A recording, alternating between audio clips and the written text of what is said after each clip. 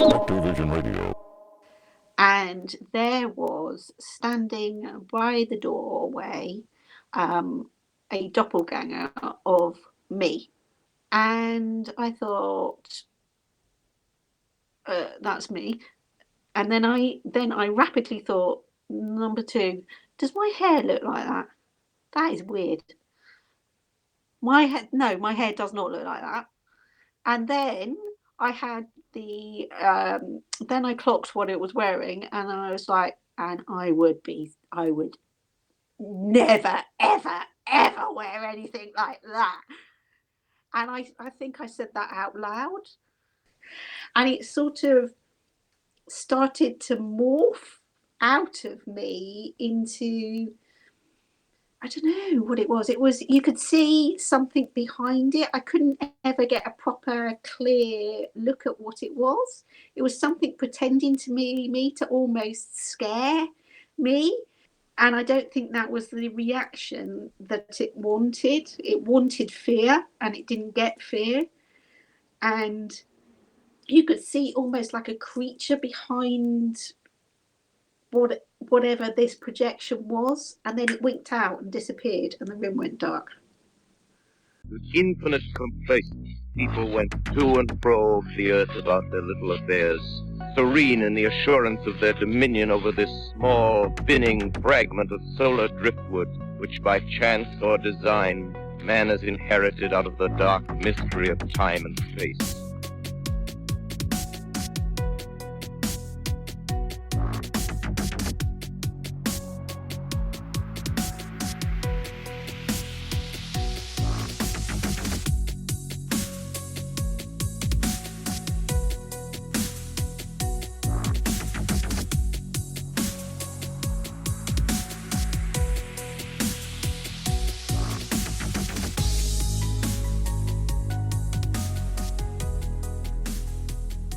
On this episode of Into the Fray, I welcome Debbie back on with me. Now, Debbie, and for those of you watching on YouTube, because this one will be public and not just for Patreon, because she's done both main and Patreon, you will be happy to actually finally see Debbie, because you heard Debbie before on a few main episodes.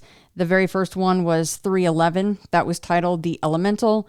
Second part was 340, third part 426, and the fourth part was 474.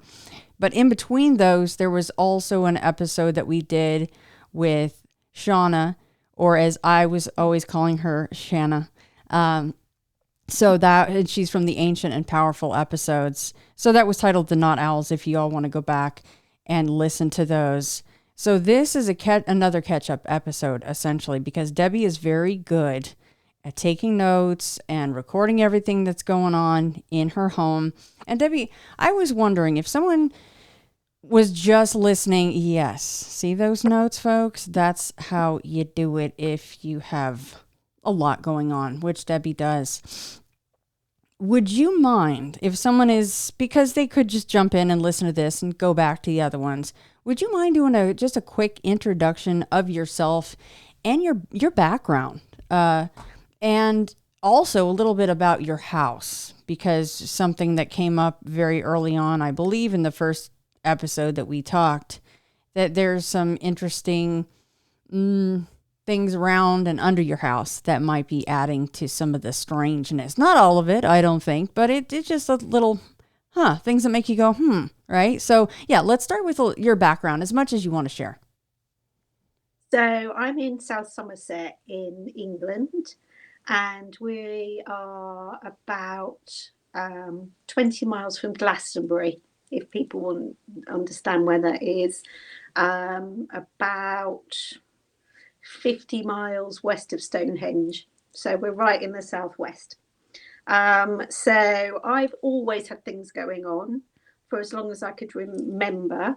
Some of the first things I remember is lights outside the bedroom window. Then there was this horrible little creature, which I don't know if anybody would know who an illustrator was called Mabel Lucy Atwell. She was really popular in the 1920s and 1930s. And we had this fairy story book with her illustrations in. and the creature that used to be in the bedroom reminded me of a goblin that was in this book. So I hid the book. I never used to look at that book. Hated that book. So I've always been able to see ghosts, had a bit of a horrible house that we grew up in, that there was something in there that was really, really nasty. And then, since we moved to Somerset, the house we live in now has been added onto and onto and onto. So the central part of the house where I am at the moment is the oldest part, and that's got an inglenook fireplace in, and they go out of use in 1650. So we know it's the centre part of this house is that old at least.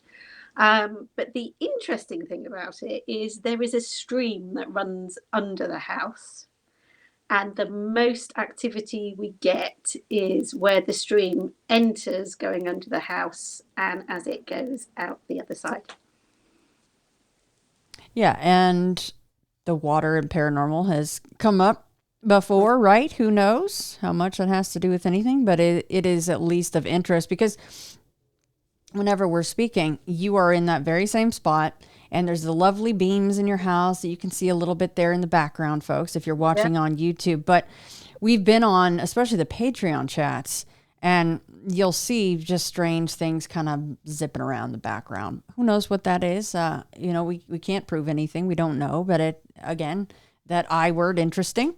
So we always make note of it. And Debbie's always like, did you see that? I'm like, yeah, I did. Like half the time someone else is talking and I'm so distracted by what's going on at Debbie's house. So that is amazing. So in the center part of the house, that fireplace, I think you brought that up before, but I forgot. They stopped using and building those in 1650. That's when it stopped. So, I mean, that means it goes back even further than that. That is amazing. That is old. It is old, and I left my phone running in front of the fireplace. So it goes through 2 rooms, and I left my phone running and went and disappeared off the microphone on it. And I recorded. I'll give it to you. I recorded the sound of sweeping, and then almost like a dog running across a paved floor. And it's got carpet. It's carpet both sides. So yeah. Okay. So we've got a lot to get to in this round for catch up because it's been a while, especially for a main. So let's dive right in. And this is August, obviously last year. So let's start right there, Debbie. Okay. So I sent you a list of bullet points of the things that have happened, and these do not include the low level everyday. So most of the time there'll be something wandering around that looks like a cat that we call a house elf, except it doesn't have a tail. It likes to sit on the fridge and scare you, so I don't record those apart from in the notes. So this is just different things, and I am always trying to find patterns and always trying to work out what's going on and always failing to understand what's going on. Yeah, and you know what? I did an improper job in that very first part. If I might go back really quickly, I apologize, everybody, because I had Debbie do her little intro on herself, but like part 4, the elemental 474, we covered tall watchers, that really super creepy man in black that just he appears in different places. The creature in the house plus the tailless house elf that guy keeps coming up, and there's this whole mimic situation where you're kind of like, that looks like my cat, but that's not my cat. What the hell? And UFOs. And of course more. And that goes for every single one of the episodes that we have done. But that's just 474. I made some quick notes. So, but also, like you guys have this beautiful old house, but then behind your house, you walk down this path and there's kind of this weird area where all kinds of things have gone on, including to where you feel like some things have come home with you from that very old area of the UK, that's how it is over there. Everything's just damn old, and who knows if it's the ground or what happened on it by something that we did. But just that path alone, we've had episodes essentially on. So, okay. Right back to it. I apologize. I just feel like I needed to add that in because I just went through numbers and names of the episodes and I didn't tell people what we covered. So that was just a little tiny snapshot though of what we've covered over the years. So continue, Debbie. I'm sorry. Yeah, and I should say actually where I work is also quite active. So Yeah. I work on an old manor house site and that is quite active. So I don't even get off when I'm just like at work. No break for you and vacations. You can't even go on vacation. Yeah. No, I can't. No. Nope. No rest for you. So I find it goes in waves. It almost builds up and builds up and builds up and reaches a crescendo and almost so it runs out of energy and then goes quiet for a little bit more. The only time I tend to have it very quiet is Halloween. I always think it's busy somewhere else. Right? You're like, well, at least it's not me for 5 minutes, right? Exactly. Yeah. It's always quiet. So August is when the poltergeist activity started ramping up again where I work. So I tend to be in the building on my own at the start of the day and then the beginning of the day. And at the end of the day, I should say. And I was in the place, and I can see from one length of the building, one end to the other. I can see the entire building usually. And I was in the office and came out of the office, and I was just closing everything up for the night. And got to the front, and there was a pile of labels just in the middle. Now, these labels have my company logo on. So they're mine. I've had them printed, and they were just in this huge pile, like a molehill size, huge, great big pile of labels. They weren't there when I went into the office to collect my coat. They were there when I came back out of the office, and nobody had been in because the floor is really creaky, so I can always tell when somebody's come in or out. And there was nobody else on the site. I checked the boxes that I keep the labels in, and the boxes were full. So I have no idea where these labels came from. So they not only were they not in boxes, but they somehow replicated themselves. There's more labels than there should have been. Yeah. Oh, that's helpful, though, when you're like, hey, thanks for the extra labels. Yeah, I have to pay. Yeah. I don't have to pay this. Freebies. Wow, okay. And yeah, I have no idea where they came from. No idea whether they disappeared over a period of time and then all just been returned. I find some things just disappear. So I had to go and have an MRI in December, and I had a necklace on, and of course you couldn't have an MRI with a metalwork on. So I took it off and I put it in my purse, and I had this feeling in between holding my purse and dropping it in. I was like, I'm not entirely sure that's going to be there, and looked in my purse and it was gone. So I will find things disappear like that. I'll find things reappear. There'll be coins or something like that in the path.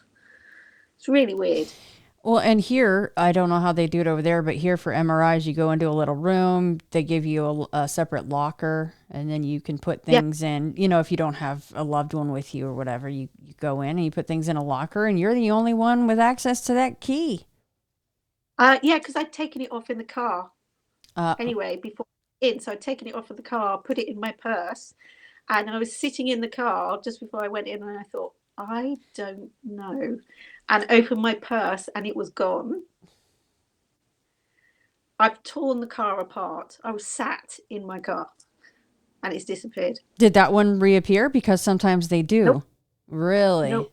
Did that have any kind of sentimental value, anything like that? Oh, it's a present from my husband. Oh. Yeah.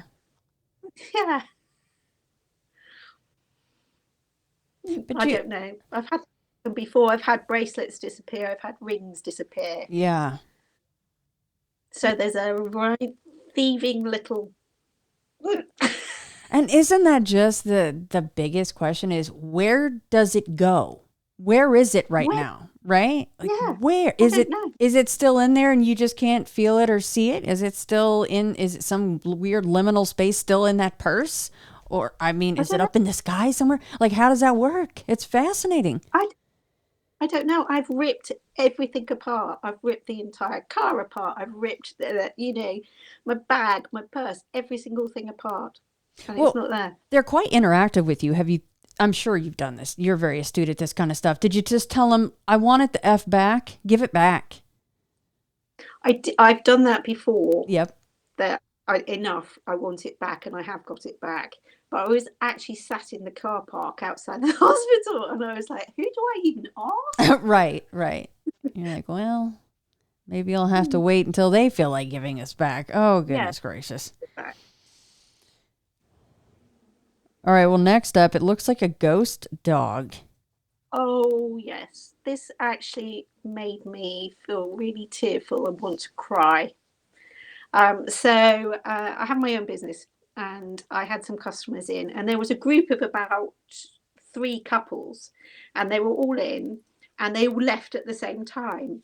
And as I watched them walk out of the door, about 2 minutes later, a collie dog came out of the room that they'd just been in and followed them out of the door, but it was see-through. So it was obviously somebody's pet, beloved pet, and it had not left them. And I couldn't catch up with them in the car park to ask because they disappeared by the time I got out the building. But I was just like, oh my God, oh, it's a pet. Oh. And it was still with them.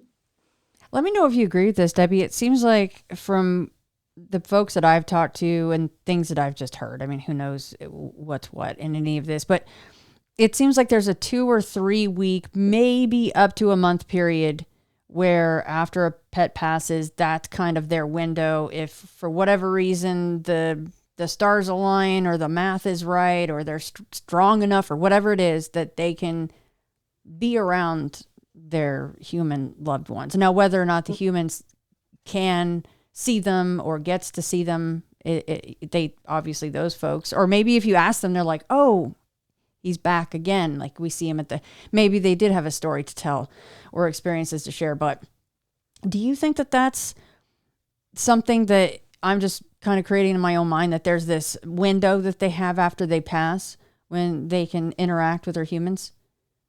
I think so. We had maybe 8 or 9 years ago, we had a little tortoiseshell cat, and she died when we were out. So we're out visiting some family, and we got back, and she'd had a heart attack and had died. And over the next 2 weeks, she came and visited every single member of the family to say goodbye. Oh. And so my husband saw her in the kitchen, my daughter saw her in the garden, and I was walking from here into the kitchen to feed the other cat, the remaining cat. And we both saw her sat, and the cat reacted the way he saw her as well. And we both like, oh, Amber. And she disappeared. We never saw her again. Oh. So, but that actually was 2 weeks. So, wow. Okay. Not something I made up in my mind. I love the animal story. I mean, I hate the animals passing. The animal stuff gets to me a lot more sometimes than the human stuff does. But I love that they come back and say, thank you for treating me well. Yeah. I think she just wanted to say goodbye to everybody because we weren't in the house when she died. Yeah. Which, I know that I've been there, you feel some sort of guilt about it, but there's nothing that you didn't know. You didn't know you could have, been there when she passed. There's no telling of that sort of thing. Yeah. So that's her saying, it's okay. I'm good. And you guys are amazing family. Yeah. it was just so funny that Hamish saw her and stopped as well. And he sort of like went and looked at me like, and then she disappeared. And we've talked about this so many times because you seem to, just like me, you have always some kind of an actual animal around, not house elves. We're talking about the living, breathing ones, but that once another animal confirms, a dog, a cat, a whatever it is, and they're looking at it or they're freaking out or they run out of the room, you're like, okay, that was confirmation. Yeah. Yes. Yeah. So we have cats, and they have been on and off howling at something that they can see outside at night. Oh God. Always the same time, always 3:30 in the morning, always from the same position of our bedroom window.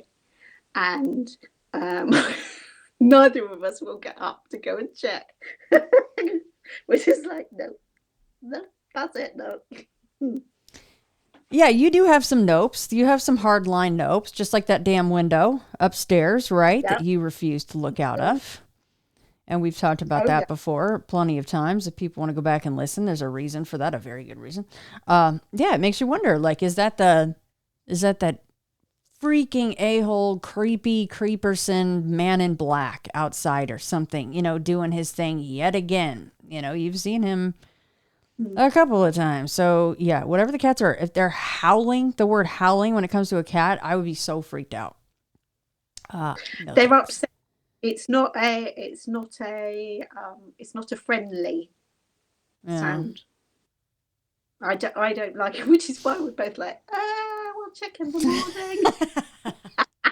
As long as there's well, not really, honestly, as long as there's not a living, breathing other person breaking in, I would be like, I'm not getting up either, because that would actually be like the worst case scenario, to be honest with you, because most of this other stuff, you're a badass and you can deal with it, and you tell them to F off and you can pretty much handle it. And you're so used to this stuff beyond that, I'm sure, and your husband at this point, because he's along for the ride sometimes, and they do try to contact him sometimes, that you're like, no reason to get up yet again for something else weird yet again. I'll just write it down in the morning and see what happens. So I get that.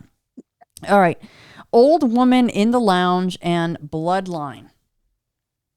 Okay, so this was sort of middle of August, and I came into this room. So I came into this sitting room. I just walked through the door, and roughly where I am sat now, there was an old woman. She was about 5 foot. She had grey hair. She had some sort of stick, and she was sat down. And I was like, oh, okay. What are you doing in my house? And she pointed a finger at me, and she just went, you. We thought it had ended with Blanche. Now, Blanche is my grandmother's name. Oh. So how on earth would you know that? But it was just a gap. You come from a long lineage. What? Okay. Can I help you? And then she disappeared. So how did she know my grandmother's name? Why was she in this room in my house? What does she mean? Where the hell does she come from? I don't know. Does that mean things come down through a blood, like a bloodline or a family history, or I don't know. Have we spoken about Blanche before? No. Do you know, does she have had passed down stories of having experiences like you do? She could see things, but all of my grandparents could. That's all I know. No, nothing else. We thought it ended with Blanche, is what she imparted. Yeah. And it's not a usual name, is it? No. No, it's not a common name. No, I only have It's heard that name in one place here in the U.S., and that is the Golden Girls. Blanche in the Golden Girls. yes. I've never actually known anyone or even really come across the name in readings. It's a very unique and not often used name. Yeah. And to actually use that name, Yeah, that's calling her as a person, as an adult, not your grandmother or right. your mother or your aunt or whatever. It's using that person's name. What did she have on? Was she dressed in very old clothing? Do you recall? Yeah, yeah, yes. Really shapeless, sort of like hand woven type, cloth. Mm. Weird.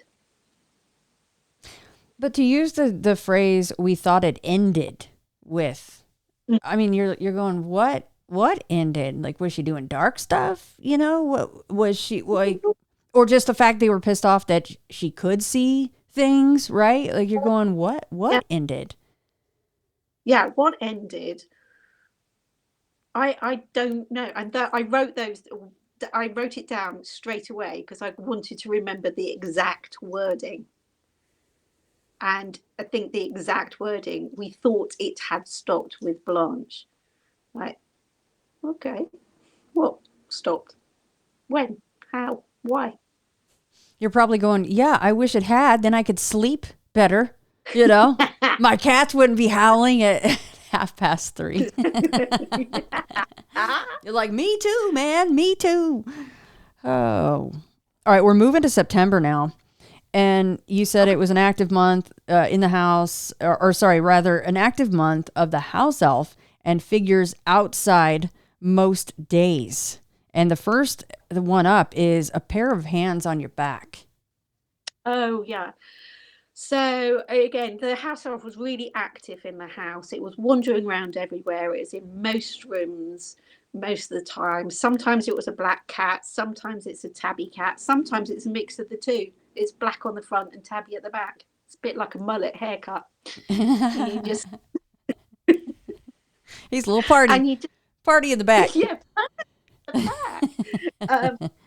And so it was around most days. There was lots of orbs, golden sort of like flashing orbs in the house.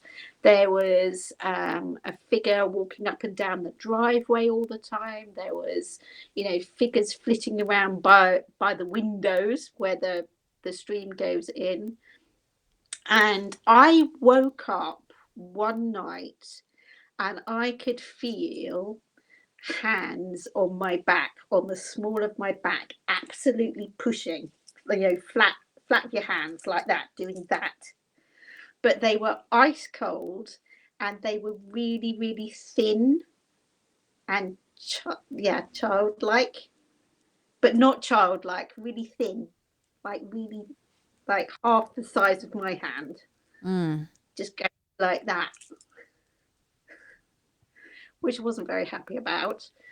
And I sort of tried to, I was laying on my side and I was sort of like, I'm going to try and just wiggle and pretend that I'm still asleep. And it carried on. So I then did my theatrical, poof, see if I could hit anything, but nothing was there. Oh. Doesn't sound like human hands. No, it doesn't. It doesn't. It does not sound like human hands. It didn't feel like human hands. They were just really, really intense, side by side, like that. One slightly above the other one, but a real push. No marks on your back. You probably would have mentioned that, right? Oh, I didn't look. I didn't actually look. I should have. Oh, what an idiot. I should have done. No, you're not an idiot. You're just very used to this stuff, That's all. I mean, this stuff happens a lot to you, so you're just like, well, I'll write that down, But sometimes people report if they but this is usually with spirit activity. People report like a burning sensation and then kind of scratches appear. Yeah. That's more like the classic ghosty stuff. This doesn't sound like that, so I don't know. I don't think it was ghost stuff because it felt cold. Yeah. It didn't feel hot. And around the same time, that's when the cats were staring fixedly at things around the house. Mm. And their figure would appear outside. Like, please don't do that. Or an orb would appear. So they would stare at something and be staring at it. And you would just like, stop it, stop it. And then, when they really, really want to look at something. And then an orb or a figure would appear. And there were lots of thumps, lots of bangs, lots of noises in the house. There were a few lights outside. I didn't really want to spend a lot of time outside. Were they always that golden color? In the house, they were, yeah. Yeah. Yeah. How about outside? Sometimes blue, sometimes looked like a moving star that moved erratically, sometimes white. And this is out amongst the trees? No, up in the sky. Okay. So again, like I brought up in the beginning, technically UFO, unidentified flying object. If you want to get, real technical about that, I guess, but we've had that out in the woods as well for you. Like that creepy figure outside. And there's been a few different types of these that you could just blanket statement creepy figure outside. Because there's like the glimmer / predator type. And then there's men in black types. And then there's, oh gosh, I hope I don't butcher this. But the one that was stood or sat maybe with his legs dangling, I forget, in the back of your neighbor's truck. You could see him. And he's like interacting with things in the environment. Right? Or he was stood next to the truck. What was that? He was out at the neighbor's house, but he'd also he was like creeping outside the front window in the bushes. And that was the same entity. Yeah, that was the Men in Black entity. There's also they're like 4 to 5 foot. And I call them the Scream entities because they look really like the figure in that painting, The Scream. Oh. Yeah. And that makes me think, that does make me think that artist probably saw one. Oh, okay. That's going to go on the no list for me. They're sort of pale white grey, bald head, between 4 and 5 foot, and they just watch. They just lurk. And what could be good about those, really, right? Like, how could you, I'm going to relate that with something positive. I don't think so. No, I don't sense anything positive from them at all. Is their face really stuck in that kind of an open No, mouth? they're not screaming. You can barely see their mouth. They've just got that don't like super like oblong head. Yeah. Nope. And that was around the same time that there was one of those looking through the bedroom door again. So September, that's an active month. Has that in previous years? Is there because you mentioned how, around Halloween, there's usually a break. So there's that pattern. The other months, does it follow the same thing every year? You kind of know around Halloween, you get a nice break. I haven't actually looked. I need to have a look actually. Yeah. You're so good about writing things down that you, apart from a lot of people that don't. I mean, I would be very guilty of that myself. Even stuff that's happened years ago and I haven't had that much go on. I find myself going, wait, what month was that? What day did that happen? And I have to refer back to my notes. So it's so wonderful that you do write things down. So there is one more thing here in September. And this is something not so great happening with some figures trying to carry you out. Yes. So this, it was like it was reaching a crescendo. again, and I woke up and there were a load of figures around me trying to carry me out and through something. And I'm very good at refusing to go. Just like, sod off. Some choice words, maybe? Yeah, a few kicks, a few thumps, that will stop them.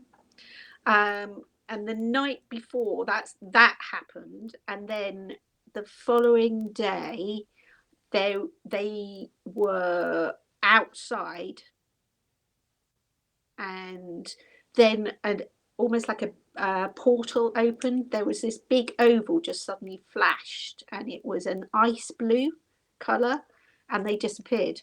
I'm guessing they went through it. What did they look like, as best you can recall? They were about 4 foot, 5 foot, but they were cloaked. They had these little cloaks on, but they were white, cream, sort of grey colours.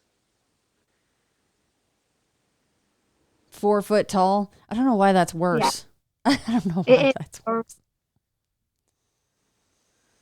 Well, it's worse because then you're like, well, most people are over 4 feet tall. So, just saying. So, yeah. Then you go, well, no, if they're going into portals, they're probably not people. You know, and you're not going to know the answer to this, but of course, if they had succeeded, where were they trying to take you? Where would you have gone? I have no idea. And would you come back, right? Like, that's the big questions. Where would you go and would you come back? I'd probably get booted out because I'd just be annoying. They're like, Debbie, you can't say that many F words in this realm, okay? I can. You're like, I can and I will, damn it. You're like, you don't know me. Okay, so you said Halloween was quiet, but October was not completely quiet. And it looks like we're going to a motel somewhere because somebody visited you in that location. So this was the beginning of October, and I was working in London, so we were just staying just outside of London, and it's like a 1960s motel, so not an old place. And I was sat in the dining room just having something to eat after working, and there was this little black figure, and it was racing from one person to the next person to the next person. It was obviously attached to this hotel, and it was trying to trip up the waiter, and it was trying to push things over, and it was trying to really rile up people, so to get them arguing and, you know, to tip over things. And then it saw that I could see it, and I was like, oops.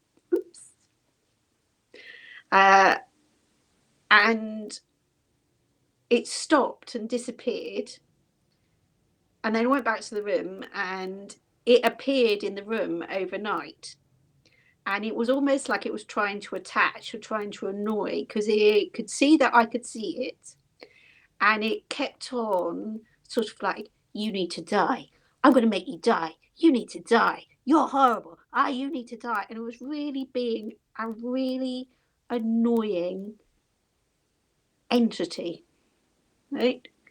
And I just, in the end, got annoyed with it, told it shouldn't be here, told it to leave me alone, said I will repeat on repeat until you disappear the Lord's Prayer, and I won't stop until you disappear. And this went on for about an hour while it was trying to get me to go, oh, you should just die, you should just die. Like, no, go away, I've got to go to work tomorrow, leave me alone. And it was almost like a battle of wills. Yeah. And I am really, really, really, really stubborn, and it wasn't going to win. How many? So over the hour, you just kind of kept repeating the Lord's Prayer. Yeah, I don't care. No, you shouldn't be here. Leave me alone. Do you think You it should was not be. something demonic? Like what is, you're not going to know again, but what do you think it was? I just think it was something low level, like, I don't know, I want to say imp, but I don't even know what one of those really is. But that's sort of what it came across as, that it was used to feeding off the energy of all these people coming into this motel, and it enjoyed, knocking drinks over, or, tripping up people, or hiding things. And then when it saw somebody that could see it, it thought it would have even more fun. And I'm not having that, basically. So when it was, so you saw it not only trying to interact with glassware or the waiter walking around, when it did, it would actually affect those things? I could see it. So it was, you could see like the, almost like the waiter swerve round it, almost though Mm, he couldn't see it, but he could feel it, and he yeah. swerved. And there was a family with a couple of children, and I think the children could see it because they were crying and they were reacting to it. Oh, wow. Little shit, huh? Absolutely. You mentioned the word attach. Do you feel like it was trying to attach to you and go on with you? Yeah, yeah, I do. It does make you wonder if it can do such a thing, and who knows what happens after. Maybe it's done that before, and it maybe gets what it wants from the person and then just goes back to the hotel. Like, is it stuck there? Obviously it must be, or maybe it chooses to be there. I don't know. Don't know. Yeah. I mean, like you said, that place isn't that old, 1960s. I mean, compared to the very room you're sitting in, that's not Hmm. very old, but we've seen before that it doesn't always take an old place for something dark, sinister, strange, ghostly, whatever to attach there and live there, for lack of a better term. So that's a weird one. See, Debbie can't go anywhere and just have a chill night. Like, she has to see all this stuff. And obviously we have Blanche to, poor Blanche, to blame for it. That's interesting. That is a very interesting tidbit after all this time to hear that. Honestly, Debbie, that is. All right. Before we get off of the month of October, there is one more thing, and you titled it The Plague Pit. Okay. Yeah, so we went up to Norfolk after working in London because we do, when I'm working in London, we're doing a big show, and so you end up talking to about 30,000 people during this whole week. And I have no voice, and I just want to get away from people. So we tend to go to Norfolk, and we're up on the North Norfolk coast.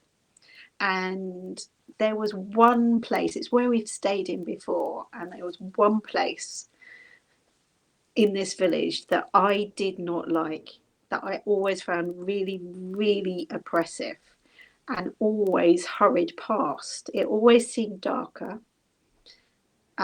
It always seemed quieter. And it was one of those where you would walk as far away from it as you possibly could get. And I found out this time, when we were staying there, that that could have been, well, it's called the pits, and they think that's where the plague pits were. And I was like, oh, so that explains it. So there's loads of like, yeah, that explains it. Something really horrible went on, and something, they're in there.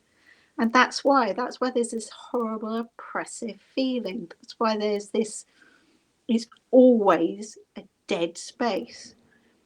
And then I thought, I wonder if anybody wants to not be there anymore.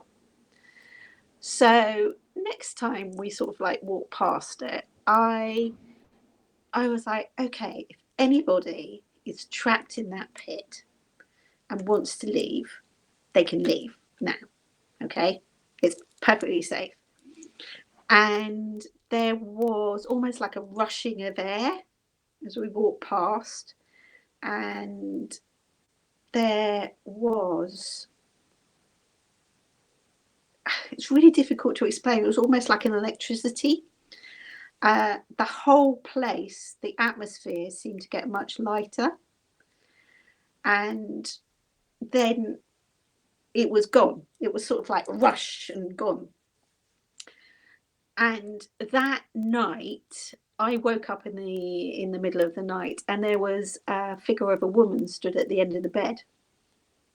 Hadn't been there before, and she was dressed in older style clothing, but she just sort of went and disappeared. So, did I help? I don't know. Hopefully. Sounds like a thank you nod. Yeah. Seems like that. Debbie, is this the place that we've talked about so many times that you guys go on vacation and there was all kinds of stuff that has gone on? Yeah. Okay, wow. Like that black swirling, it was kind of seemed like birds, but it definitely wasn't birds, that swirling stuff above the trees. I remember that very vividly. That was that same area, wasn't it? That's where the lights were going in and out of the sea. Wow. Yeah. No wonder, right? You must have been like, oh my God, no freaking wonder. Yeah. Yeah. Once you did that, even before or after you saw the woman at the foot of the bed, did you feel like it was lighter in that area after you kind of gave permission? Much much lighter. That's awesome. Yeah. I mean, people are going to stick around anywhere. Goodness gracious. That is not. Yeah, you just around there, do you? It's like, no. Yeah, Debbie don't mess around. If she has an opportunity to help or to tell something to F off, you ain't coming home with me. She's going to do it. She's going to do it for better or worse. Okay. November, the month of November now.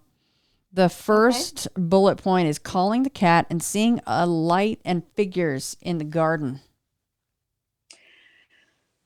Yeah. Okay. So the cat had disappeared out, and I wanted to get her in because it was dark.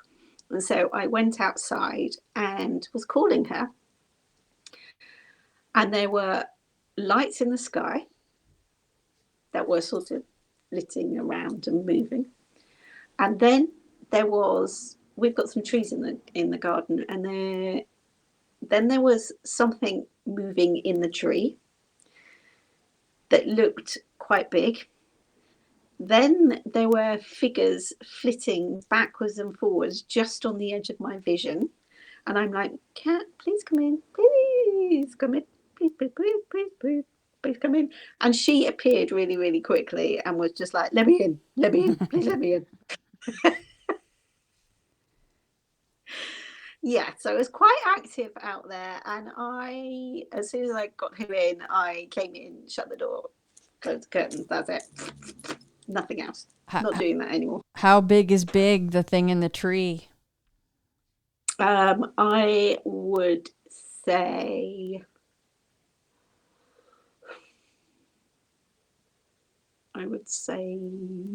it was, what would it be like?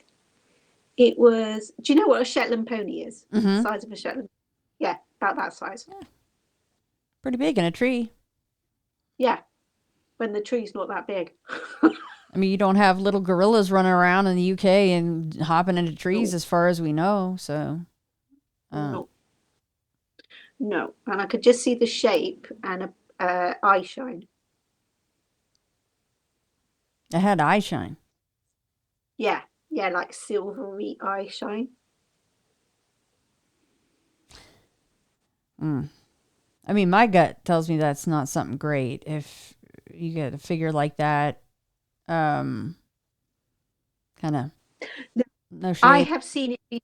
I've seen it before at work when I've gone in later at work to drop something off or pick something up. And because it's an old manor house site, it's got big gates, so you can open the gates. We've got the code to the padlock, and people can come in and go. But there's these big iron gates you have to swing open to get into the site. And I have seen something like that before there, when I have dropped something off and I've been the only one on the site, and I'm swinging the gates back and I'm trying to get the padlock to shut as it's the other side of the gate. And I'm thinking, hurry up, hurry up, hurry up.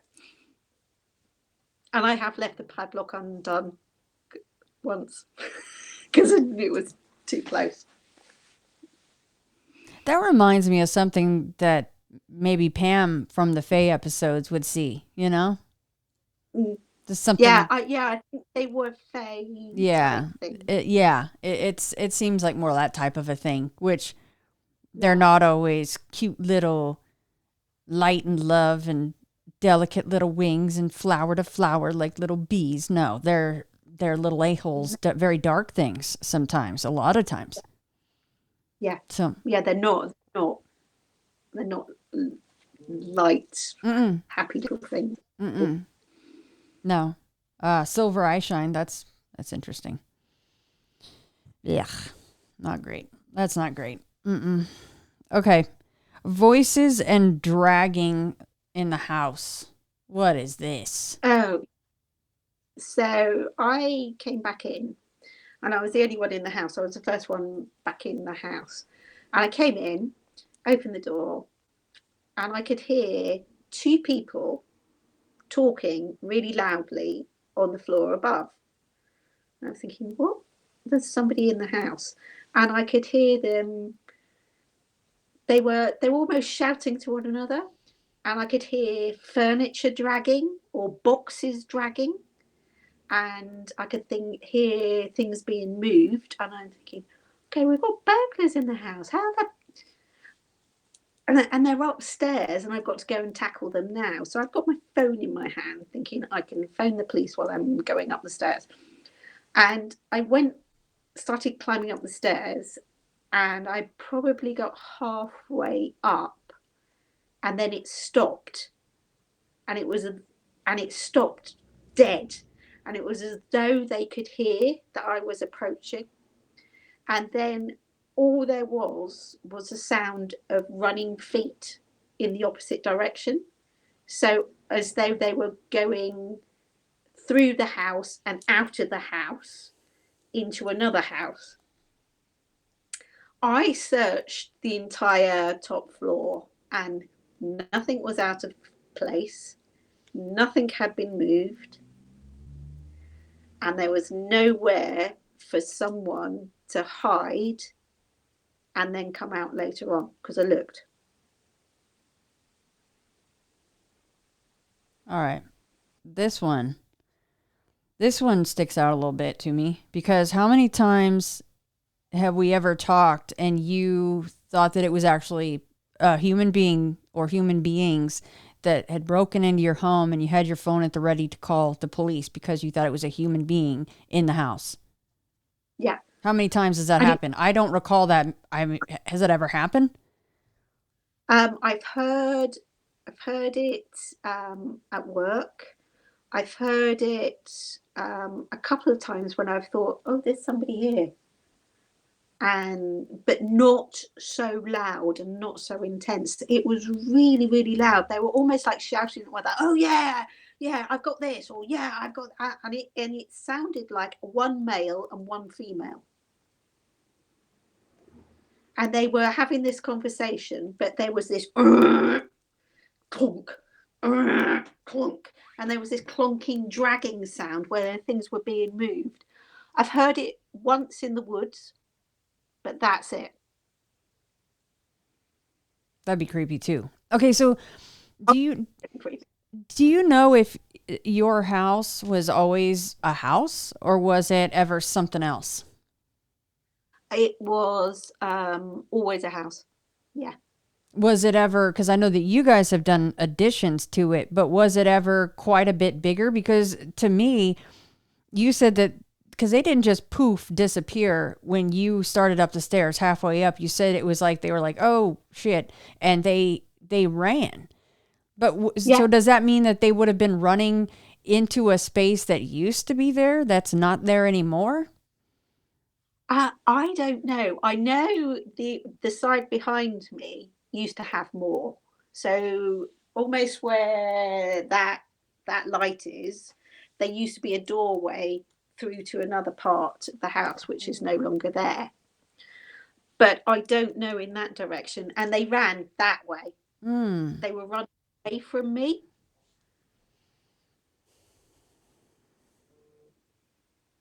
Yeah, that's where my mind goes. I'm like, I wonder what else was there for the, because if it's this residual type of a thing, except it's not, because they interacted with you because they knew you were coming up the stairs. They're like, whoop.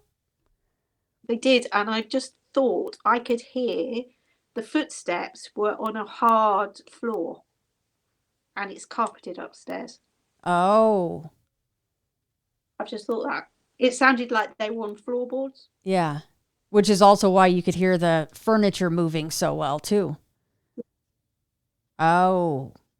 Ooh. Okay. What the hell? That's, yeah, that needs some thinking about.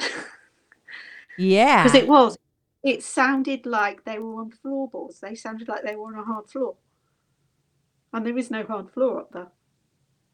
I like that it's a man and a woman just bickering, as we tend to do, right? You're like, no, it goes over there. No, put it over here. Pick it. It's the usual. Yeah. Except Debbie threw a wrench in it, and they're like, oh, we have to be done with our task right now. It's the fact they ran away. It stopped and they ran away. Yeah, but that's funny because at the onset, it does seem very much like residual stone tape theory, but then it's not, because they had an oh shit moment and ran from you. So I don't know. That is interesting. Okay. More lights, predator clicking, and a pale figure in the house. Oh, yeah, this was, again, it got quite intense in terms of, there is a thing that I call true night. So when these things are around, it's like a blanket is thrown over. Sound almost deadens, light deadens, so you can't see stars, and the atmosphere feels thick. And this was a period where there was the clicking predatory type noise, and this was during the darkness, hours of darkness, and during the day. I was actually outside during the day and I could hear it, and I kept on walking towards it to try and, because I'll walk towards something to try and work out what it is, and I kept on walking towards it and it kept on getting further away and out of sight. So it was always out of sight. I could not see it. I could not see where this clicking noise was coming from. At the same time, there were more lights in the sky, and there were sort of, even though there was this deadening blanket, it was like a star moving as well. And it finished, so it got quite intense with the predator and the lights, and it finished with this same scream type figure in the house, but I couldn't see it. I could only see it reflected in the glass of the French doors. Oh.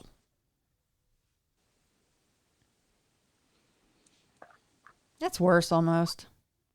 You know, it's like when you see the movies. I'm talking about a movie again, but this is your real life. But, when people are watching the TV and there's the shadow and they turn, there's nothing there. And they look at the TV, the shadow's still there, they turn. But with their own eyes, they can't see it.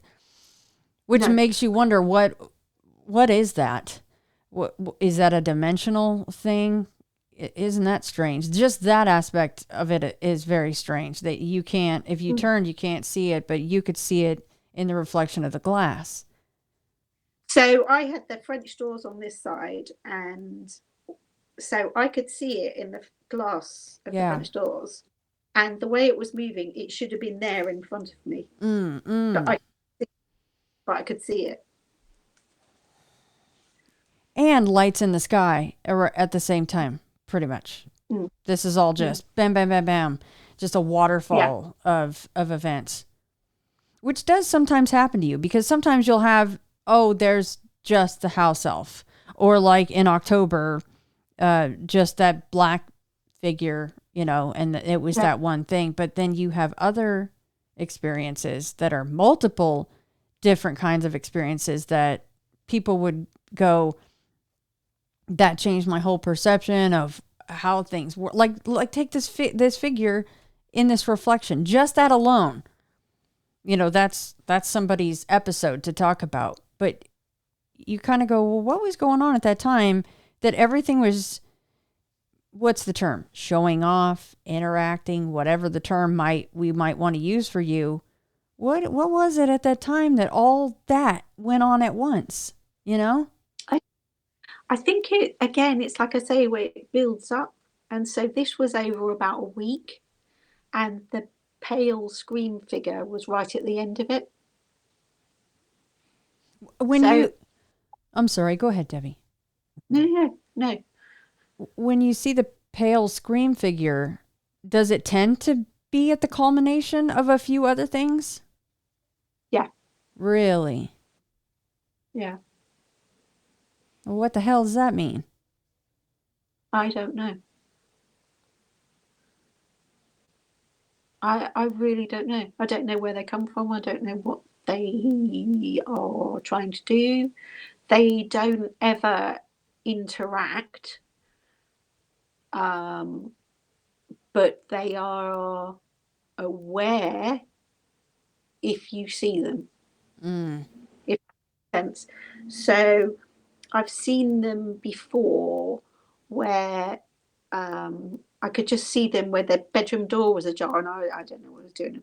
This was during the day, and I might have been, I don't know, putting washing away or something.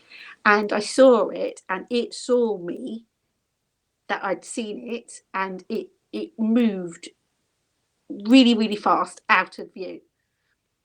So they are aware that you can see them, but otherwise they just sit there. Well, not sit there, they stand there. They don't ever sit, they stand, or they sort of glide almost. After you see one of the scream figures, does it tend to quiet down for a while, or is there no pattern there that you've seen? It might quieten down. I need to have a look and see whether there is a pattern. I think it does. I think it's almost, that's the end. It's almost as if they're trying to do something, and then it either fails or they manage to do what they want, and that's it until the next thing. Like they've gotten their fix or something. Yeah. All right, we're moving into December now. And now this is a shadow figure in the shop. So not at home for this one. Yeah. So I've had shadow figures at home, and I've had them like in the shop as well, at work. And this was at the end of the day, and I was right at the back, and there was nobody. I was the only person again in the building, and I was just sorting things out at the back, and I saw I felt, actually, I was facing into the back, and I was looking at different things, and I could feel that I was being watched. And I turned to look down the entire length of the shop, and there was a shadow figure stood there, and he had a hat on. Weirdly, he had a cloak on, and it looked like he had a cloak on. Yeah, and he was just stood there watching. And I don't know if I was tired. I don't know whether I was just slightly fed up with having something like that, just standing there watching. But I put down my pen and just turned round and ran at it shouting. And it sort of looked startled. It sort of went ooh, like this, like she's running at me, and disappeared. You pulled the Ghostbusters ghost in the library move. You just you saw it and you had enough and you ran at it. I love that. I ran at it going, ah! Yeah, you were literally like that ghost remember that scene in the basement? And she's all sweet old lady looking and they're like, oh, look at you. This is so amazing. Look at that. Bad. She turns and yeah, they needed diapers for that. And you gave that guy the need for diapers. He's like, that's not what a human's supposed to do. And I was just like, oh, okay. I wonder if he retired after that, Debbie. He's like, all right, I need a new gig. I'm not good at this anymore. No, but I think he got his own back, actually, because later on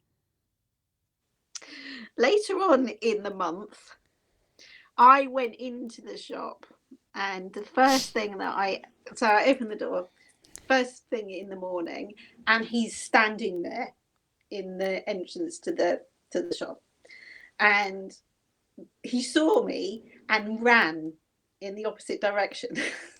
I was like, yes, right, nothing else from you.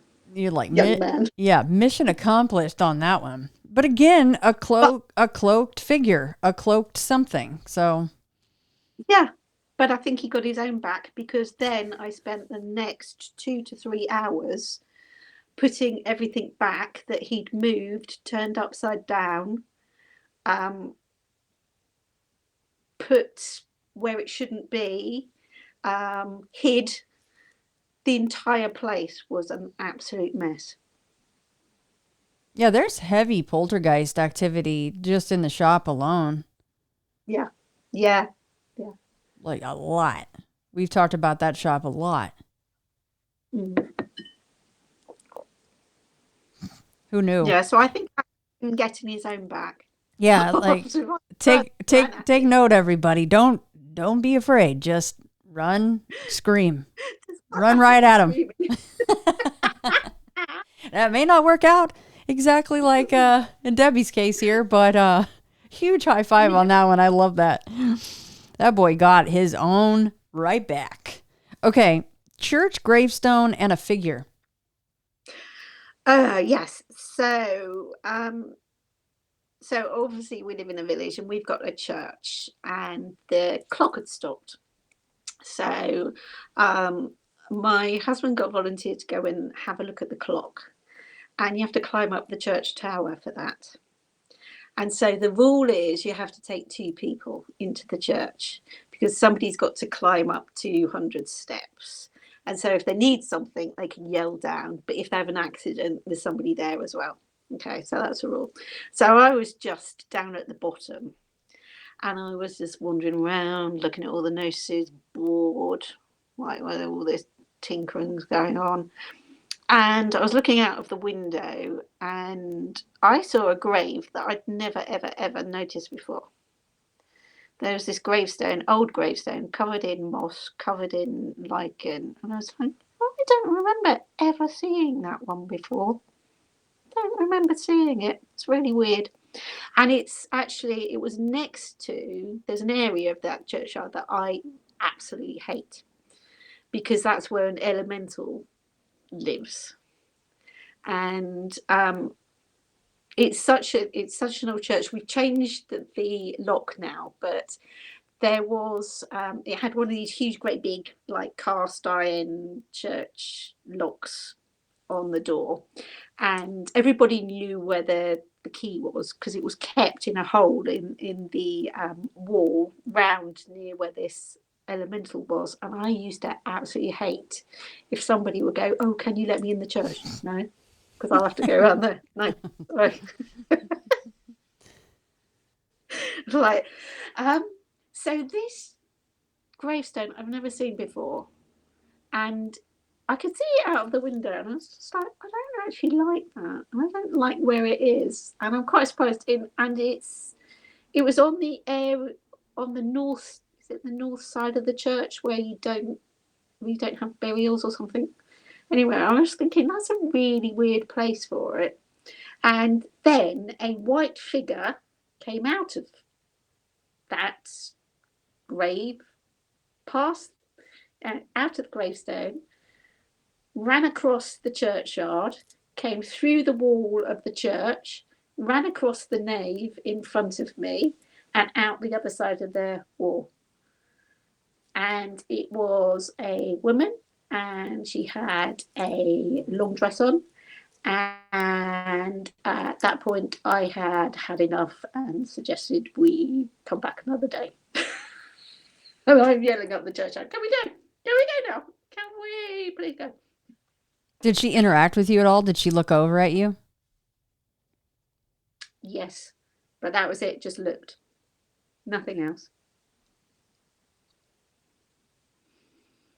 I wonder why you hadn't noticed it before, because especially since obviously you had been there quite a number of times. Yeah. You I know it was really weird. pay attention to stuff like that. So what's up with that? I don't know.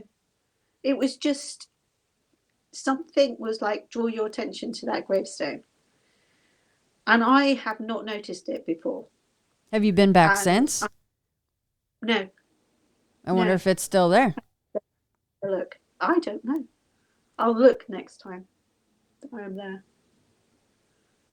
Yeah, because especially knowing you, I would be the same way, because I'd be like, oh, look at that cool old gravestone covered in moss, and it looks older than the others. Like, those are the ones you're normally more drawn to. At least I would be. So that's kind of strange. Yeah, it's weird. Yeah. And you're always meant to see these things, it seems, or they're just...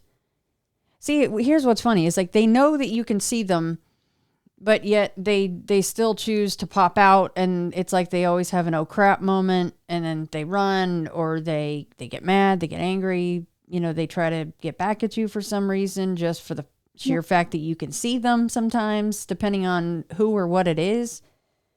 Yeah, and I've never seen anything in that church before, apart from the elemental in the churchyard.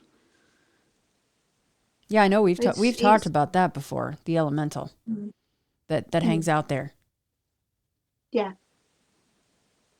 It's weird. I mean, it's no different than a Bigfoot choosing to step from behind a perfectly good tree, or stand up from the ground where no one can see him and run across a road, Like, yeah, why would you do that? Yeah, like you could have just stayed where you were. Stay. Yeah. So, I don't know. Just it's weird. Another one of those high oddities wrapped in another oddity. Okay. Another figure in a column of orange. Yeah. So this again was in the shop, and this was the shadow figure again. Same one, I think, as before. And he was sort of lurking around and just watching, not where I could actually just interact and tell it off, or just lurking around. And it's not the ghost we have in there, because we actually have a ghost in there as well, who only appears in the top third. And we used to have a politician called Jacob Rees-Mogg. He looked exactly like Jacob Rees-Mogg, so we call him Jacob. And we think he was the old gardener for the manor house, because he's got that sort of like Victorian, like, gardener's uniform. And I have literally walked up on him before, because he appears as a completely, in colour, full figure thing, and asked, walked up thinking he was a customer, to think, hello, are you? Oh, okay. No, you're fine. Yeah, and remind me what happens when you've walked up to him, because we've talked about that before, but what happens when you walk up to him thinking he's a real person? He's like this, and he'll turn around and just look at you, and then vanish. Like, okay. What about other Never. people? Sorry, real quick. What about other folks that work in the shop? Have they seen him before? So my daughter's seen him. Other people haven't. So we have there's one patch right up at the top where you always hear two men talking, but you can't work out what they're saying. And it's like almost like an out of tune radio, and they're always having a conversation, and you can never quite hear. And then the manor house, I'll often see a woman walking around upstairs, and she has one of these Victorian, like Gone with the Wind dresses, really big with the big skirts. And you'll see her wandering around upstairs. Mm. I mean, they could be even more helpful, not only creating more labels somehow, but I don't know, sweeping, organizing things that a shop needs. They could be a little more helpful. Yeah, they could. So the column of orange, so the shadow figure was wandering around all day. And then I was just closing up everything, and last one there, and I came out of the office again with my coat, and I hit this column, probably about that wide, of air that smelt like spice and oranges, really strong. It had a static to it, and you had to push your way through it. And it was right in front of the office door. I could not get out without pushing through this column. And it was the weirdest thing. I've never smelled anything like that before. And the air was heavy. It was thick. It was thick to get through. It was a weird. It was almost like person shape and size, but as an atmosphere, really, really funny. So pushed through that. Couldn't see anything. Couldn't hear anything. Went home. And that night, I woke up to figures at the end of the bed, and then a voice which I think I heard in my head. I don't think I heard it out loud, that said, "She's ready to take up." And at that point, I was like, no, I don't think I am. And I started kicking and screaming. Well, not screaming because I couldn't scream. Kicking and punching until they went away. And again, these figures looked about 4 to 5 foot. And they were the little cloaked ones. So I don't know whether it's all. I don't know if any of this is linked. I really don't know. Yeah, and that's something we talk about each and every time, right? Like, are these all separate? Or is it one thing that keeps masquerading as different things? What in the actual hell? Or is it just a few things? We don't know. We just don't know. So the term take up or to take up is kind of a British term. What does that mean? I took it to go up. Oh, to literally go up. Up. Hell no. You're like, no, Yeah. I'm not. No. Yeah. No. You're not gonna take me up anywhere. Okay, so like literally, okay. Literally take up. That's not good. That's not something you want to hear, huh? No. Up or down. You're like, I'm staying in the middle, damn you. Exactly. Right in the middle. All right, let's go to January. We're going to start with a car passenger. Right. So this was weird. In a load of weirdness, this was weird. Oh boy. For Debbie to say it's weird. Okay, let's go. It was... So I got in the car to go to work. And I just got in the car and I'm like putting my glasses on, starting the car engine, like putting my seatbelt on, all this sort of stuff. And then it felt like somebody got in the back seat. You know, when you're in a car and somebody gets in the back and the car drops, doesn't it? The car drops down. The car physically dropped down as though somebody had got in the back seat. But there was nobody there. I couldn't see anything, but the car physically dropped. So I'm like, okay, maybe it's something to do with the brake, the suspension, I don't know. Couldn't see anyone. Pulled off the drive and was going to work. It's probably 6 miles, something like that, to work. So I was a couple of miles in to the drive, and then I could feel a hand doing this. Along the top of my head. Stroking the top of my hair from the back seat. And I told it to effing stop. I'm trying to drive and you don't have permission to do that. And it stopped. And then I felt this. I literally felt a finger and thumb start doing this on my ear, the top of my ear, and then my earlobe. So actually doing this. And you could feel the thumb and feel a finger doing this. And it, again, I may have got out of my tree at that point and just said and shouted for it to stop.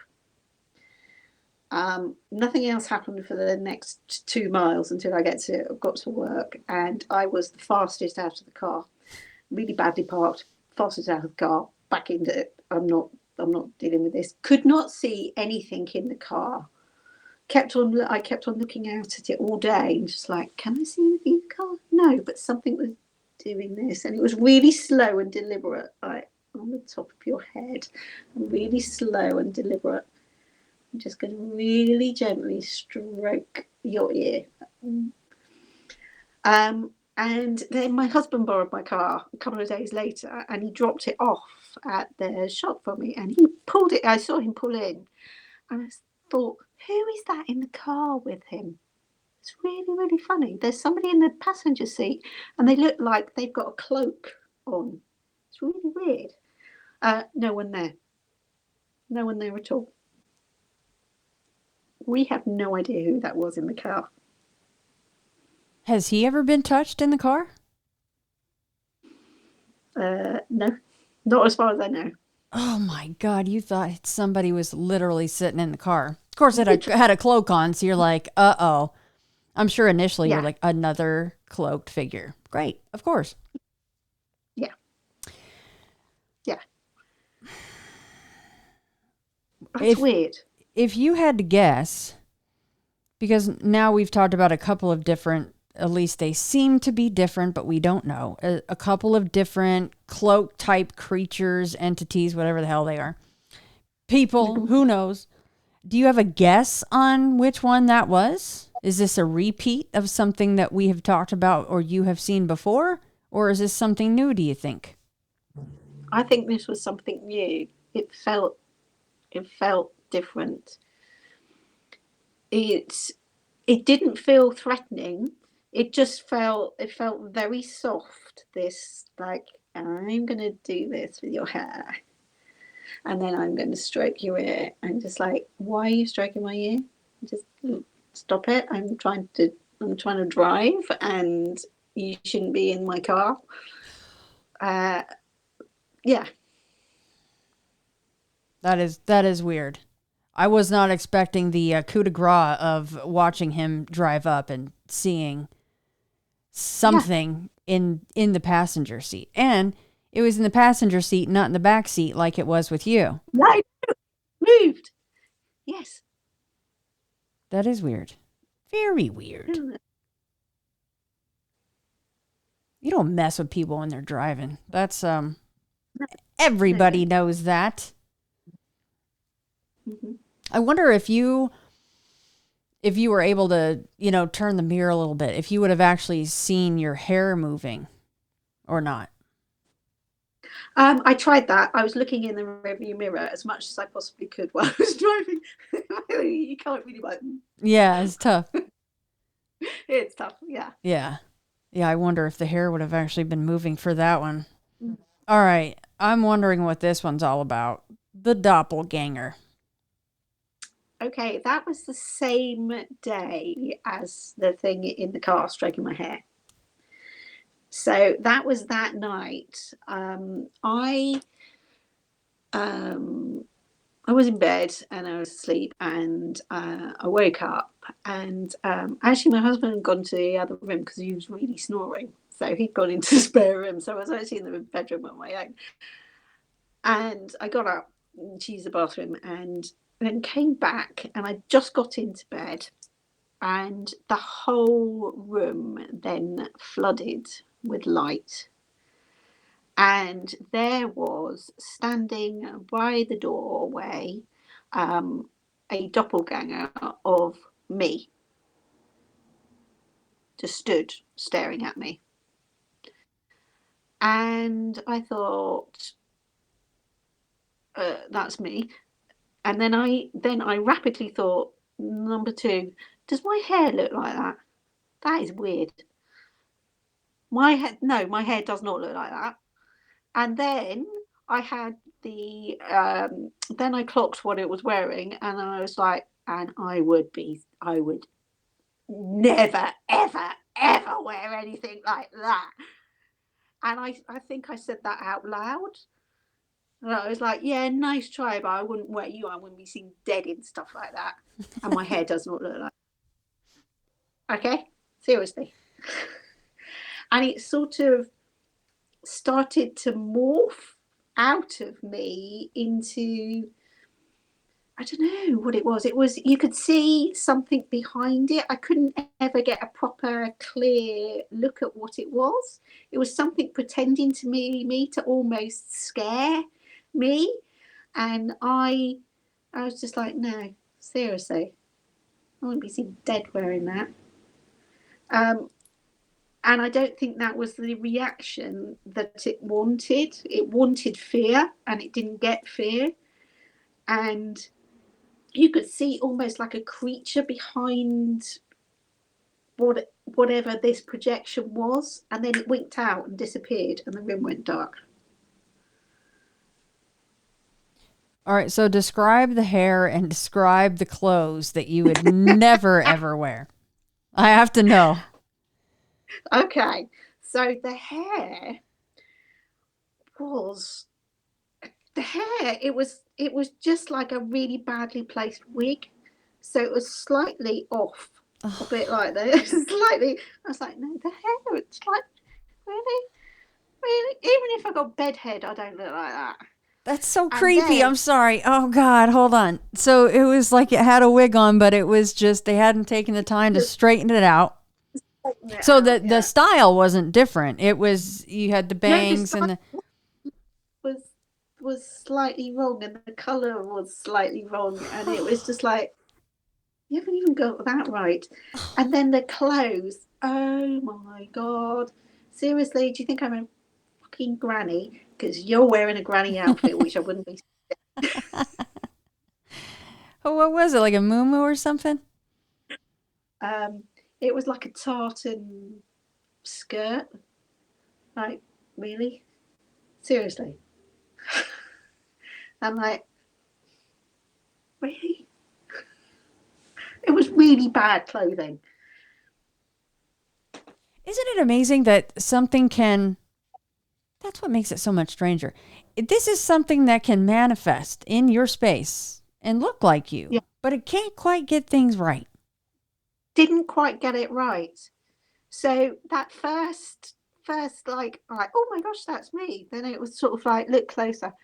My hair isn't like that, and I wouldn't be seen dead in that. How dare they? What the hell? What the I don't know. actual? Was it trying to get a fear reaction? That's the only thing I can think. And it didn't get a fear reaction. It got really. So then it turned. You can see behind it. Its You actual could see, form. you could see, and it's really difficult to describe. You could almost see it trying to morph back out of what it was, and it was black. I know it was black behind it, and it was slightly shiny, but other than that, it kept on sort of changing and trying to morph, and didn't have the reaction that it should have. I'm guessing it wanted. Yeah, either that or it goes, okay, well, she saw me, and maybe that was its only mission, and then it couldn't hang on any longer, you know? I don't know, but it was sort of like it was sort of like a 3/4 me. So what it thought I would think that I looked like, but and I honestly, it was just like, my hair's not like that, and I can remember thinking I would not be seen dead in that.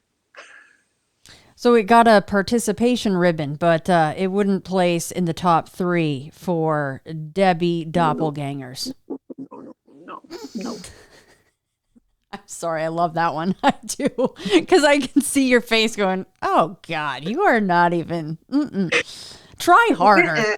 Try harder, right? Yeah. What the hell? See, but here, and again, you're not going to know. Nobody knows. What was the point of that sighting? What was the point of that experience? I don't know. The only thing I can think was it wanted an energy reaction, like a fear reaction. I mean, it got a reaction, but yeah, but it got a reaction of me going, no way, seriously. what's the level of Debbie can't sleep? What what you got? Scream, what do you call it? The Scream figures. You have the doppelganger, you have the man in black outside, you have elementals outside. Like, what's the hierarchy of Debbie can't sleep? Where does the doppelganger sit? At like if 10 means you can't freaking sleep and 1 is like, I'm snoring like a baby, where does the Debbie doppelganger sit after that? I suppose a 3 or a 4. Yeah. It sort of worried me that there's a doppelganger, but then I was like, well, it's not really, because it wasn't really me, because you're supposed to look like yourself as a doppelganger. Big fail. Yeah, and it's not. It's definitely not up there with a big spider in the bedroom. Ooh, no. Yeah, no. I agree. But, I agree with that.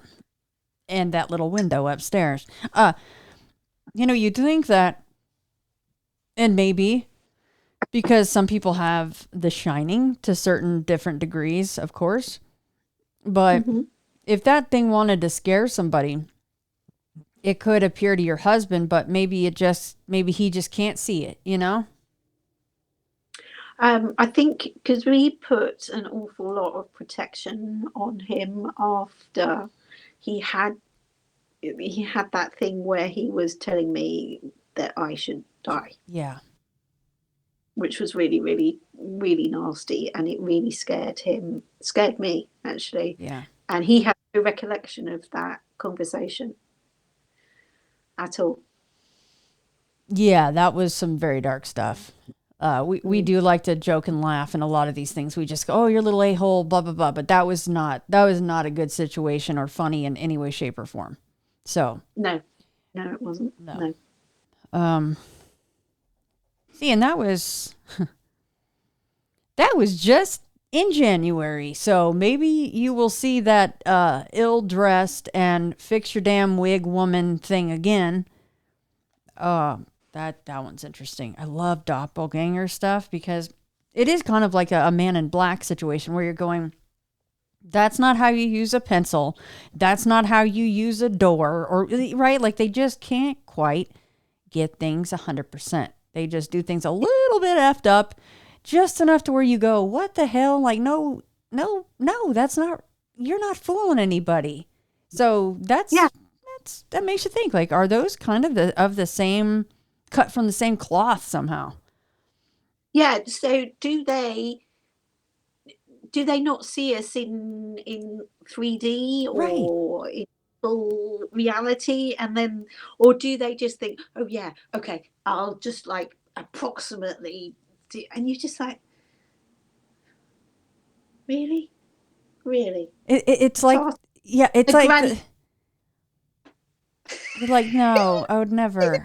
tartan skirt and a granny cardigan. It's like that No. stuff online that cracks me up about the Instagram versus reality, like a cake on Instagram, and then if you try to bake it at home and it just looks like absolute shit, right? It just looks like this teeter totter, like you said, with the wig, not quite right. But I don't know. I don't know what that is. And oh, I forgot I had a train of thought where I was going and I lost myself. Happens. But yeah, there's so many similarities to that, and you kind of go, well, but why? But what? I know. And like you said, you're going, I'm right here. You can see that my hair's not crooked like that and doesn't have that hairstyle, and you see my clothes. Like you see me probably every day. Like you are probably watching me, but like you said, maybe Yeah. they just have some weird glasses on and they don't see properly, or they see us in a different way. But yeah, you're right. You're like, I'm right here. Here's your subject, and you're not doing this properly. Exactly. It was, and that was the thing that got me more than anything. It was like I wouldn't be seen dead in that. That is such a Dev reaction, and I love it. I'm here for it. That's why I love talking to you. You're like, oh hell no, nope. Seriously, participation ribbon, but that's it. No, you're not on the board at all. You're not placing. Okay, let's switch gears a little bit to this triangle of light. Okay. I'd gone into a local town, and I was just walking back to the car park and got in my car, and we have had the most foul weather. It has rained every day for about 60 days. Oof. It was just been horrendous weather, and so everywhere is grey and cloudy and like horrible. So I got back in the car. I was the only one in the car park. Got into the car, and there were just grey clouds. And I sat in and looked out through the windscreen, and in front of me, above the houses, were a triangle of lights, and they were sort of like that size as I looked out, and there were two at the top and one at the bottom in a triangle pointing downwards.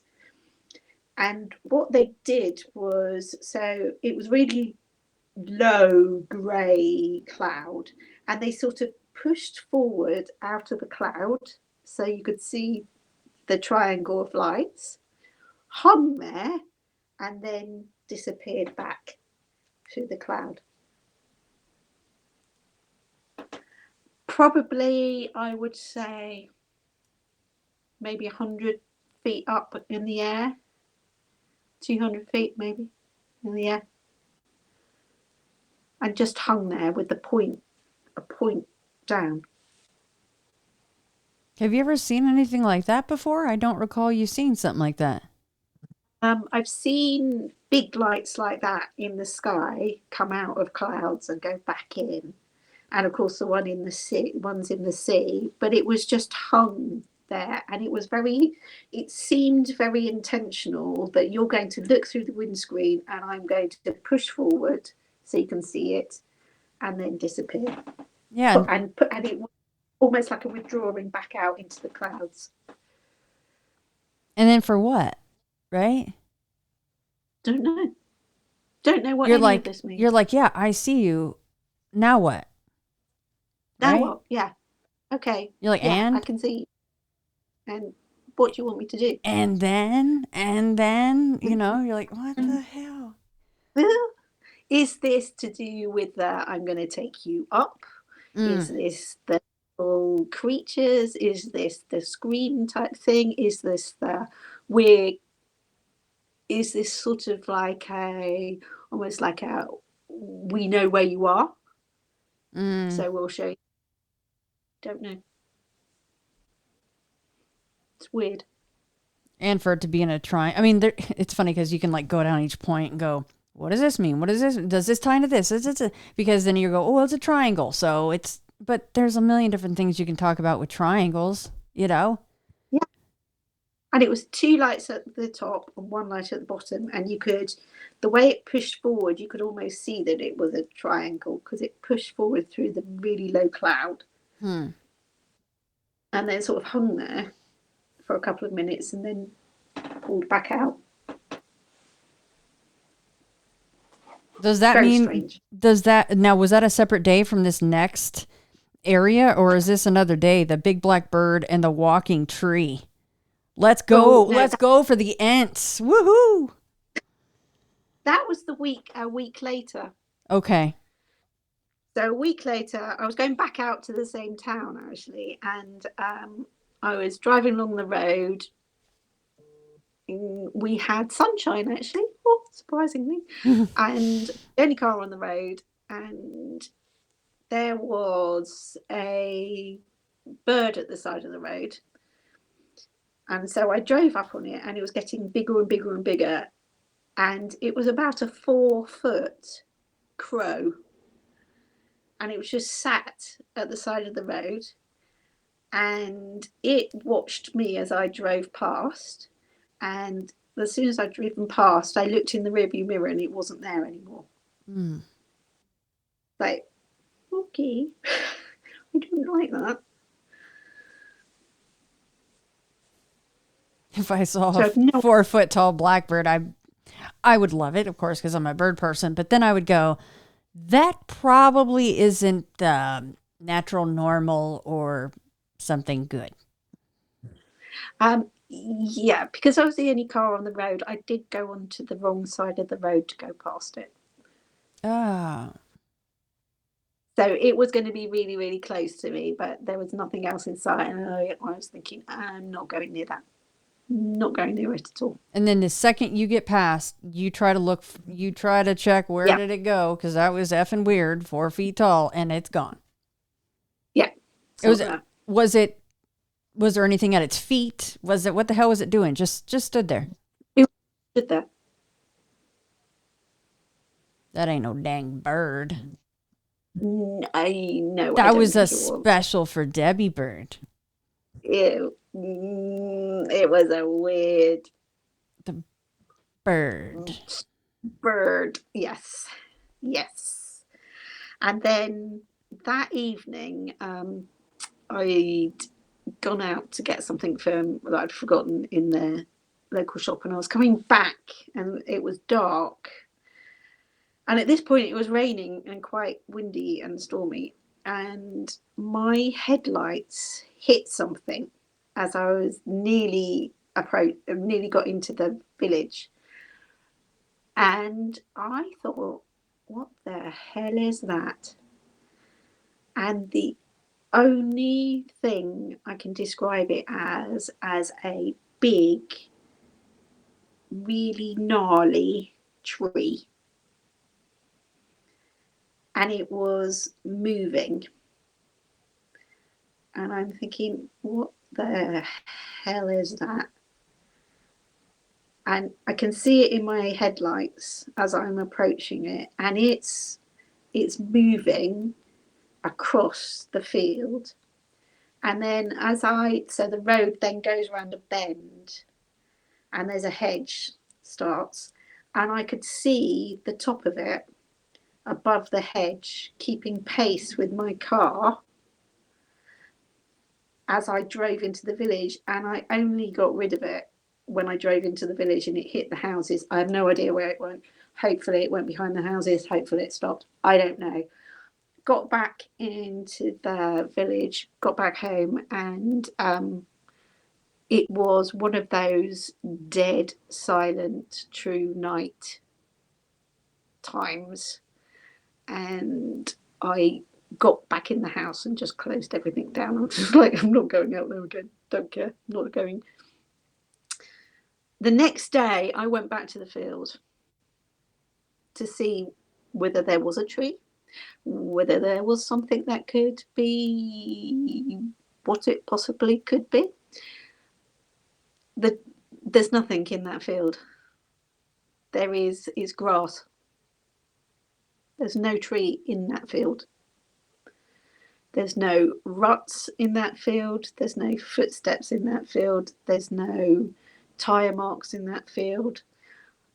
Measuring where it was and how big it was somewhere between 6.5 and 7 feet tall.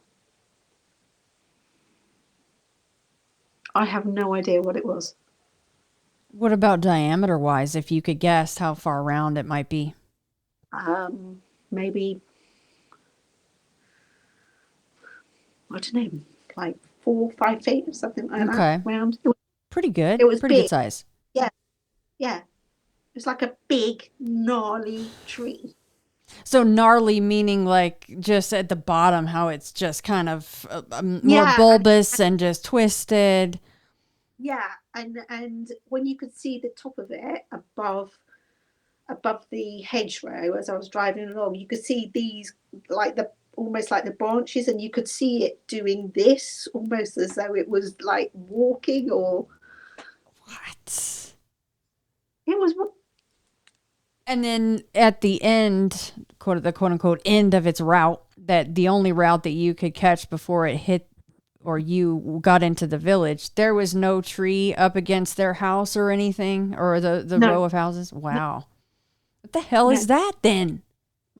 I don't know. I've never seen anything like it. I didn't know what it was when my headlights hit it. The fact it was moving, that's what really, really caught my attention.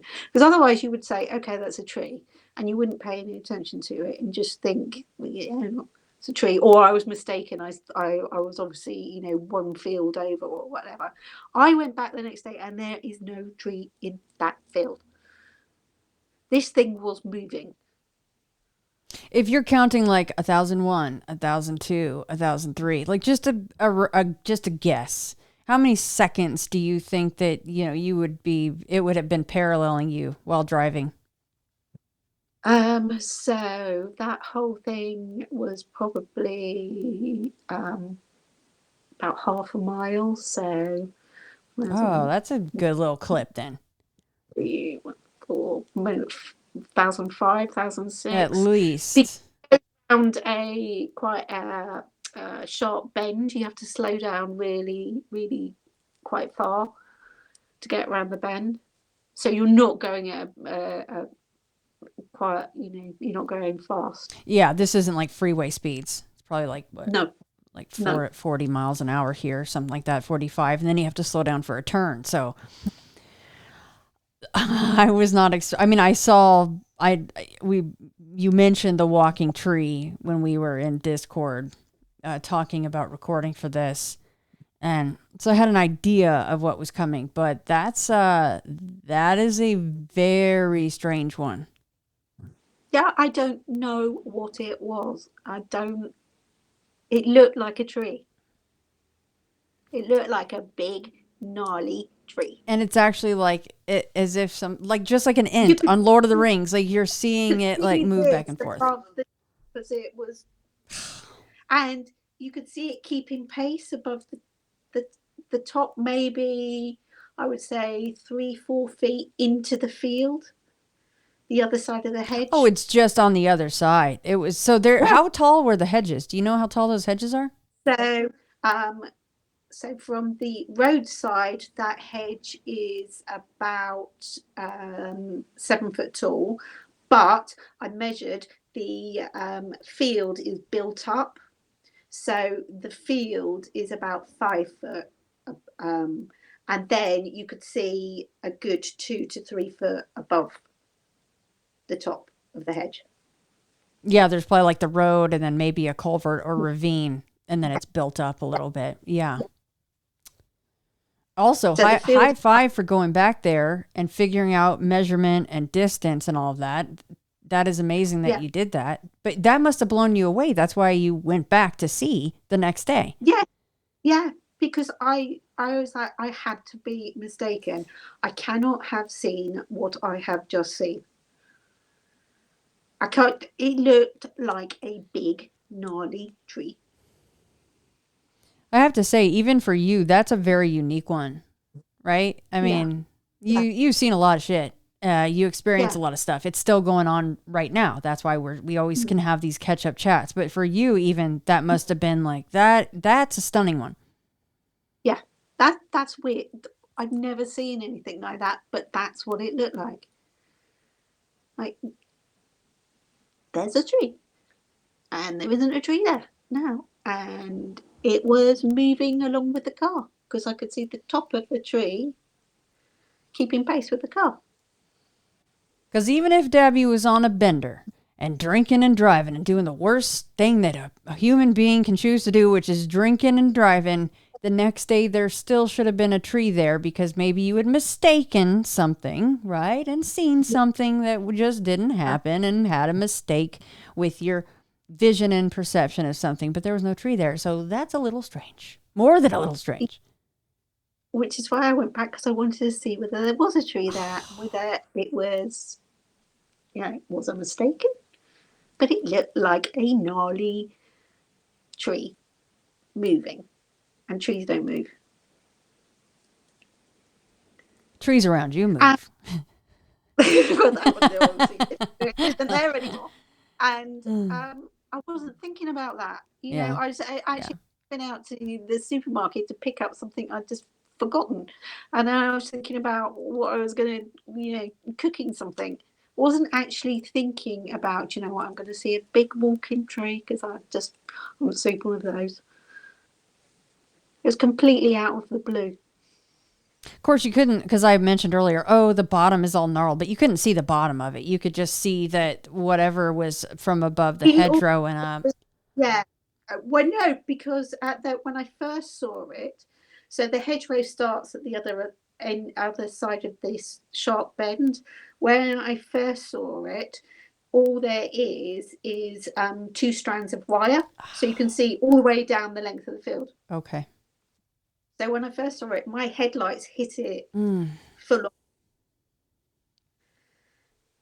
on, Good. and I could see, looks like a tree, but it's moving. Why is it moving? This is very like Hollywood of my brain to do this, but could you see any? This sounds so dumb to say. I'm sorry, but any roots, like trying to grab for purchase to make these movements, or was it like it was gliding? No, you could almost see it. You could see a movement like this. Oh, what the hell? Yeah, which is why I went back to see whether there were any impressions in the ground, and Yeah. whether there were. Was it was the farmer getting rid of something? Dragging out. I Right. don't know, whatever it was. But why was he doing it at 8 o'clock at night in the dark when there was it was pouring with rain and wet weather? I don't know. Couldn't find anything. Yeah, that's true. Unless it was a farmer dragging, though, an upright tree, which Yeah, for that far of a distance, straight up and down, as far as, well, I know it was moving, but you know what I'm saying.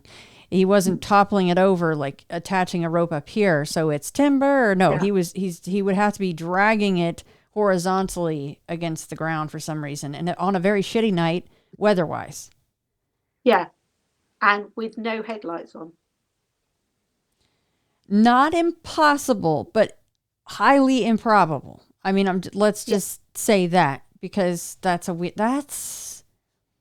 there's no disturbance in the grass when I checked that's on the the other field. problem with that theory. Yeah, Especially if you're, for some reason, he's like, I'm just gonna yank the shit out of this tree as far as it'll go for fun or whatever. Like, there would be remnants of that. There would be evidence that a tree had gone that route. That's weird. That is a weird one. Very unique. And it was when my headlights hit it, it was quite close to the road. It was at one end of that field. Yeah. Again, showing off for you. It, like, why you? Why then? Why not another? Why ever? Yeah. But it was one of those nights where it was dead quiet when I got back and sort of like that. Yeah. And to hunker down. Oh yeah. Yes. And you're like, if the cats are yelling, we're not moving. We're not la la la la la la la la. We don't hear it. Yes. Holy crap. That one, I do have to say, I love that one because it's so unique. I couldn't work it out. Going back the next day, I could not work it out. Because there's no tree nearby.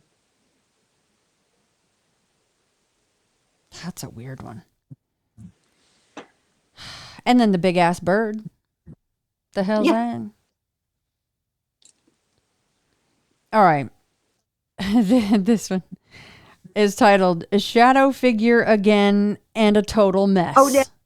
That's the one that I said with their total mess in the shop. Oh, okay.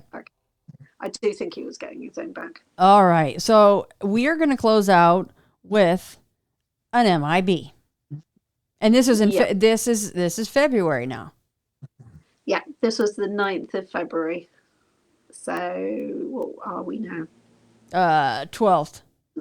Yeah. So just a few days ago. So again, I went to get in my car to go to work, and I looked across the road, and there was a tall figure, really skinny, in black, with a white shirt and a black tie, just stood watching. I could see him, and then I got in the car, and I could see him in my rearview mirror, and I could see him in the reversing camera when I reversed down the thing. But if I turned around, he was not there. I couldn't see him.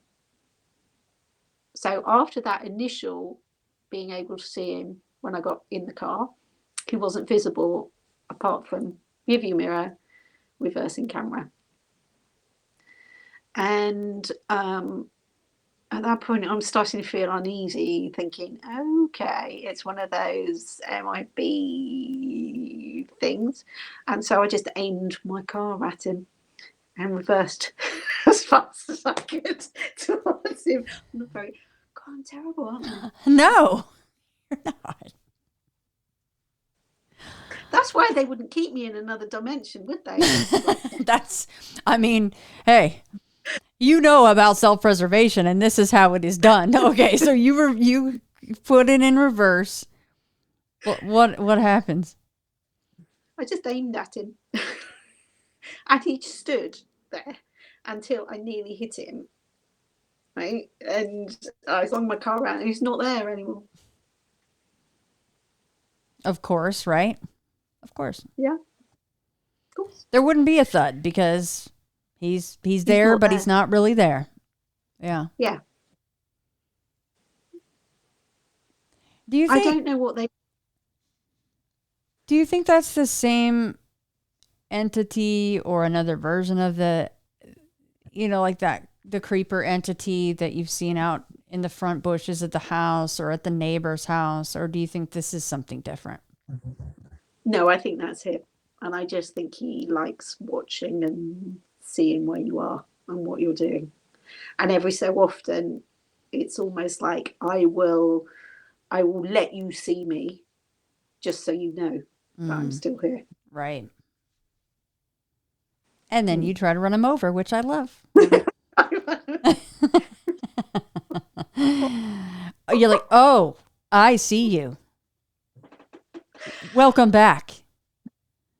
Yeah, I think I'd have no filter where these things are, and I just like...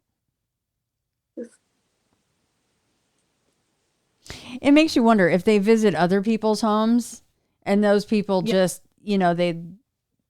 and I'm not making fun of these people because I might well be one of these people that just they cower in fear and they never sleep, and they, they would rightfully try to pray to get rid of it, or call a priest, or try to whatever it might be. And then Debbie's over here just like double birding it, and I'm gonna try to hit you, or I'm gonna run screaming at you. And I Yeah. think that's the only thing that's really kept with all of these things that have gone on over all these years, Debbie, your attitude towards it and the way that you process it, I think has kept you sane. Probably I'm really logical. So I want to know what's going on. And I haven't worked it out yet. And which is why I'll poke and prods and see if I can work out what's going on. And yeah, like running at a man in black. Well, I don't think he expected that. No. Yeah, am I supposed to be scared for a doppelganger? Am I supposed to be scared? Not if it's wearing that outfit. Sorry. No way. No. Maybe if it had been, that's a good point. If it had been an exact copy of you, like at that moment, right? Mhm. Whatever you were wearing, glasses on, glasses off, whatever way exactly your bangs were going at that moment, that probably would have been a hell of a lot creepier. Yes. Yeah. But it was just that. That's supposed to be me. No, that's not me. Good try, kids. Not really. Go back home and try again. Yes. I don't know. I don't know what to make of that. Between, I mean, the walking tree, the ent. I call it the ent because Lord of the Rings. Who doesn't love Lord of the Rings? Some of the best movies ever made on the planet. And finally figuring out that in Norfolk, the plague pit, I think, is such a huge epiphany for that area. Yeah. That makes so much sense. And sad, horrifically sad. But that makes so much sense for all the things that we've talked about over the years in that specific area. So much stuff we've covered from there. Mm-hmm. Yes. Well, Debbie, I can't thank you enough for coming back on for yet another catch-up chat. I know that we will have more. And as folks, I mentioned in the beginning, we've had plenty of chats over on Patreon with Debbie, myself, and all of us, really.